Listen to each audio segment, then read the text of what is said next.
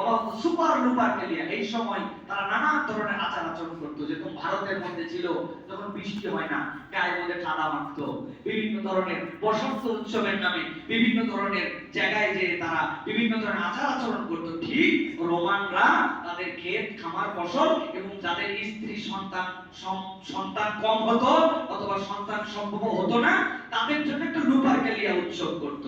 কিন্তু ঈসা আলাইহিস সালামের পরে, যার নাম ছিল শাউল, পরে নিজের নাম গ্রহণ করছে পৌল। নিজে প্রথমে ঈসা আলাইহিস সালামের চূড়ান্ত বিরোধী ছিল। হঠাৎ করে একদিন বলল, আমার মতো ওহী আসছে, এখন থেকে আর বিরোধিতা করা যাবে না, এখন থেকে ঈসার পক্ষে থাকতে হবে। মূল ছিল তার ধান্দাবাজি করা। প্রথমটা সরাসরি বিরোধিতা করে ঈসা আলাইহিস সালামের ধর্মকে বিকৃত করা, ওটাতে সফল না হয়ে এবার ঈসার পক্ষের লোক হয়ে ঈসা আলাইহিস সালামের ধর্মকে বিকৃত করার জন্য তার এই প্রচেষ্টা ছিল। ওই শাউলই পরবর্তীতে পল, এই পল যে ইচ্ছামতো বাইবেল বিকৃতির জনক। ঈসা আলাইহিস সালাম এবং তার সঙ্গীরা সন্দেহ করলো, সারা জীবন তুমি বিরোধিতা করলে, হঠাৎ করে এত বড় তুমি বন্ধুত্ব করতে গিয়ে আনলে। তখন ফিলিস্তিন এবং তার আশপাশের লোকেরা তাকে অস্বীকার করলো, বলল না তুমি আমাদের এখানে থাকতে পারবে না। এরপরে ওই পল পালায়া এশিয়া মাইনর এবং ইউরোপের দিকে চলে যায়। যাওয়ার পরে পরবর্তী ধারায় পঞ্চম এবং ষষ্ঠ খ্রিস্টীয় শতকে লুপারকেলিয়া উৎসব, যেটা এই লুপারকেলিয়া উৎসবের নাম পরিবর্তন করে এটাকে সেন্ট ভ্যালেন্টাইন ডে নামকরণ করা হয়।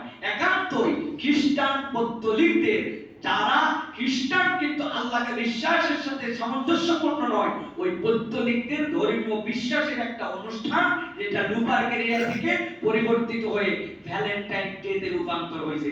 ওই ভ্যালেন্টাইন ডে এখন পুরো বিশ্বময় ছড়িয়েছে, যার পিছনে এখন ওই পৌত্তলিক বিশ্বাসের সাথে আরো কতগুলো বিষয় যুক্ত হয়েছে। এক নম্বর, ব্যাপক বাণিজ্য করা। দুই নম্বর, মুসলমান সহ বিশ্বের চরিত্র নষ্ট করা। তিন নম্বর, জনগণ এবং পৃথিবীবাসীকে ভোগমুখী একটা জাতি, ত্যাগমুখী নয় ভোগমুখী একটা জাতিতে রূপান্তর করা। এবং এটার সাথে আন্তর্জাতিক একটা চক্রান্ত আছে। সেই চক্রান্তটা কি? পৃথিবীতে মুসলমানরা ছাড়া পৃথিবীর সব দেশের সব ধর্মের পারিবারিক বন্ধন একবারে ঢিলা হয়ে গেছে। পরিবার বলে তাদের কিছু নাই। তাদের নিজস্ব জরিপে 1989 সালের জরিপ, আরেকটা 1949 সালের জরিপ। এই জরিপে দেখা গেছে ইউরোপ এবং আমেরিকায় বাপ মেয়ে, স্বামী স্ত্রী, ভাই বোন, বোন তারপরে হচ্ছে কি বলে মা, এই যে সিঙ্গেল ফ্যামিলি, ডবল ফ্যামিলি, পিতা একদিকে চলে গেছে, মা একদিকে চলে গেছে, ভাই বোন মিলে, এগুলো সবগুলা করা পরিবার হিসাবে ধরছে কাউন্টে।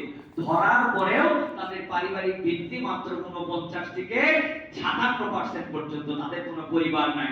এখন একমাত্র মুসলমান সমাজ, যারা হাজার দরিদ্রতা, হাজার বিপর্যয়, হাজার বিপদ সবগুলোকে উপেক্ষা করে একমাত্র মুসলমানরা পরিবার নিয়ে বসবাস করে, পারিবারিক বেশ থাকে। আন্তর্জাতিক চক্রান্ত হচ্ছে এদেরকে কিভাবে পরিবারহীন করা যায়। মানুষকে যখন পরিবারহীন করা যায়, তখন তার দ্বারা সব কাজ করানো সম্ভব।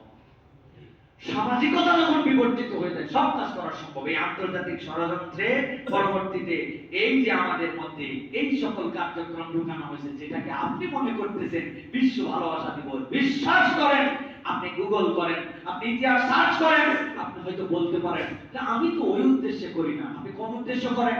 ওটার প্রতিষ্ঠাতাকে, ইসলাম তো আপনাকে ওটা দেয় নাই। আপনি তো মুমিন হিসেবে স্বীকার করেছেন যে আল্লাহর বিধানের প্রতি আপনি সমর্পিত হবেন। তার আপনি বলতেছেন আপনি ওই বিশ্বাসে করেন না, কিন্তু তার কাজ আপনি কেন করেন? আপনি যদি গির্জায় যান, আপনি বলছেন আমি গির্জায় যাচ্ছি, যাওয়ার পর আমি তাকে বিশ্বাস করে যাচ্ছি না। আমি গির্জায় যাচ্ছি, যাওয়ার পরে যিশুকে খ্রিস্ট বলতেছি, আমি এটা বিশ্বাস করে বলতেছি না। আমি তার উৎসবের মধ্যে শামিল হচ্ছি, আমি এটা আপনি যাচ্ছেন কেন? কালচার তো তার, অনুষ্ঠান তো তার, উৎপত্তি তো তারা করেছে। তাহলে আপনি একজন মুসলমান হিসেবে সাথে বেসিক্যালি ঈমানের দাবিতে সম্পৃক্ত হতে পারেন না। এটা হচ্ছে একটা দিক। আর দ্বিতীয় দিক হচ্ছে, এটাকে এখন যেভাবে যে বেহায়াপনার দিকে নিয়ে যাওয়া হয়েছে, এটা এখন কেবলমাত্র নিষিদ্ধই নয়, এটা সারা বিশ্বব্যাপী এটা এখন হচ্ছে একটা এমন একটা বিষয় দাঁড়াইছে যে বিশ্বকে বিবাহ বহির্ভূত অবাধ যৌনাচারের দিকে নিয়ে যাওয়ার জন্য এটা হচ্ছে এখন হিডেন মিশন। আপনি বিবাহের সাথে যে ভালোবাসা, যে সম্পর্ক, যে পারিবারিক ভিত্তি, এটা নষ্ট করবেন আপনি কি দিয়ে? কোনো কিছুতে নষ্ট করা সম্ভব নয়। একমাত্র সম্ভব বিবাহ পূর্ববর্তী এটাকে ভালোবাসার নাম দিয়ে এইটাকে জেনা ব্যভিচারের সমাজকে সয়লাভ করে দেওয়া। এই জন্য আমি বলবো প্রিয় তরুণ, প্রিয় ভাইয়েরা, বিয়ের আগে সকল সম্পর্ক পৃথিবীর সকল আসমানি গ্রন্থে হারাম ছিল। এখন সেইটাকে বৈধতা দেওয়ার জন্য এখন আমাদের সমাজ যেরকম ভাবে ফিতনা ছড়াচ্ছে, এখান থেকে যদি আমরা আমাদের সমাজকে বাঁচাতে না পারি, তাহলে আল্লাহ রাব্বুল আলামিনের গজব যেরকম আসবে, ঠিক আগামী বাংলাদেশ ভয়ঙ্কর পরিণতির দিকে যাবে।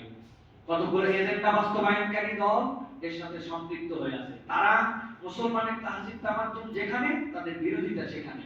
ইসলামপন্থীরা যা বলবে ওদের তার উল্টা বলা লাগবে, এটা হচ্ছে তাদের মিশন হয়ে দাঁড়িয়েছে। আমরা তাদেরকে সতর্ক করতে চাই, বারবার আপনাদেরকে সতর্ক করা হয়েছে। আপনারা কাছে আসার গল্প নাম দিয়া নানান ধরনের প্রজেক্ট বের করে আপনারা যেভাবে অসভ্যতা মুসলমানদের পরিবারের মধ্যে ছড়াচ্ছেন, আপনারা যদি এখান থেকে নিজেদেরকে সরিয়ে না নেন, আপনাদের শুভবুদ্ধি উদয় না হয়, তাহলে আমরা সর্বাত্মক গণমুখী তাদেরকে আমরা বয়কটের ডাক দিতে বাধ্য হব। ঠিক না? এবং মুসলমানদের এটা করা সম্ভব।